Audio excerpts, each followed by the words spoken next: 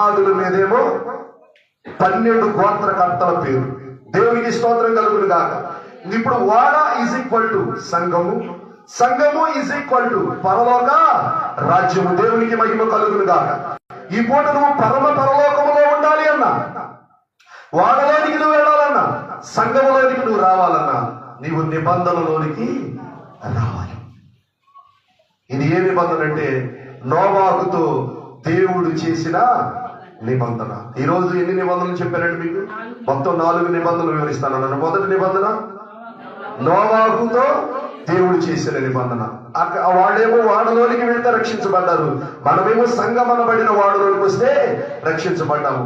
ఆ వాడ దేంతో తయారు చేయబడింది? చితిసారకపు మ్రానుతో నిర్మాణం. ఒకసారి చదువుతాం. చేయబడి ఏం పోయబడింది దానికి? చదవండి. ఆదికాండము 6వ అధ్యాయం. చితిసారకపు మ్రానుతో నీ కొరకు వాడను. ఏమండి, ఈ యొక్క నోవాహు మంచివాడే, కానీ తన కుటుంబం కొరకు, తన కొరకు ఏం చేసుకోవాల్సి వచ్చిందండి? వాడను చేసుకోవాల్సి వచ్చింది. నేను కూడా మీతో చెప్తున్నాను, మన స్వనీతి మనల్ని రక్షించదు, మన మంచి కార్యాలు మనల్ని రక్షించదు.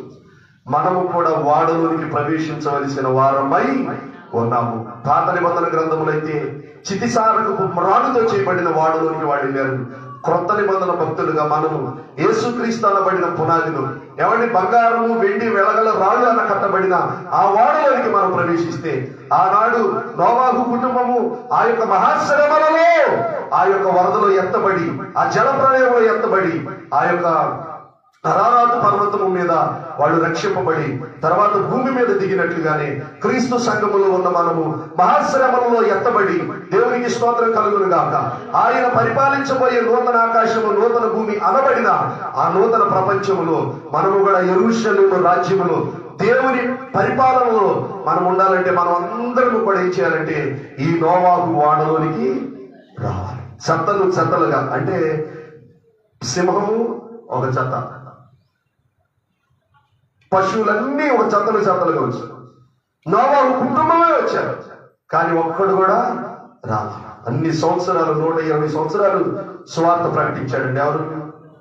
నోవాహు. కానీ ఒక్కడు కూడా రాదు. ఈ పూట మనం కూడా ప్రకటిస్తున్నాం. శోధన రాబోతుంది, అగ్నిగుండం ఉంది, ఏ దినాలు చచ్చిపోతావు తెలీదు, రక్షింపబడు, రక్షణలోనికి రమ్మనమంటే చాలా మంది రావడం లేదు.